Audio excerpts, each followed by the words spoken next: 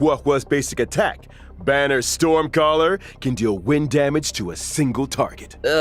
Kind of looks like her tail is the one making the decisions. When using her skill, Talisman Protection, HuoHuo bravely brandishes her banner, restoring HP to a single ally and adjacent teammates. Are you sure she's not trying to surrender? HuoHuo's ultimate, Tail Spiritual Domination, can regenerate allies' energy and increase their attack. Well, so that's what a Heliobus looks like. No wonder it took the 10 Lords Commission to seal it away. When under the influence of her tail, HuoHuo has a few special talents. After using her skill, she receives Sacrifice Life. Sacrifice Life can grant allies a set amount of HP restoration at the beginning of their respective turns or when they use their ultimate. Nice! Not bad for a trainee, huh? This ghost hunting squad's gonna kick butt! That's not all. HuoHuo's technique, Fiend Impeachment of Evil, sends her enemies into a horror-struck state and scatters them in all directions. When attacking a horror-struck enemy, there's a chance of reducing their attack. Oh, scaring away your enemies. Nice moves, HuoHuo. Still not getting judge vibes, though. What's up, guys? We finally got to take a look at HuoHuo's kit yesterday, and in my opinion, she's a bit concerning.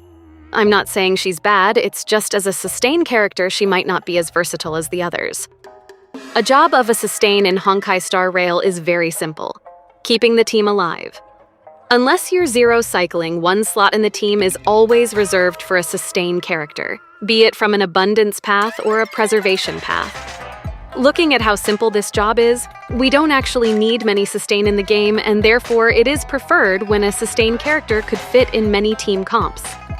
Making a sustain character exclusive to a specific team archetype is just not the right way to do it, in my opinion. That is a role for nihility or harmony.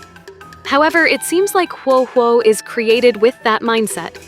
As an abundance character, her main job is obviously a healer, but she can also recharge meter for allies, dispel debuffs, and buff allies' attacks, making her into another mixed path sustain. The thing is, all the extra abilities are tied to her ultimate, while HuoHuo herself has bad meter. I can't reveal the number, but she has a high energy requirement, and the fact that the energy recharge doesn't affect her own meter means she will be forced to use skill most of the time in order to catch up to the DPS window. On paper, she looks like a sustain for a team with high skill point surplus, such as Jingliu's team or Blades. Using her in other teams, she will need all the meter amplifiers available, maybe from her signature light cone or the new relics, I don't know, so that she won't put too much pressure on the team's skill point management. I already dislike them for making a new sustain after releasing Fu Xuan just a patch ago.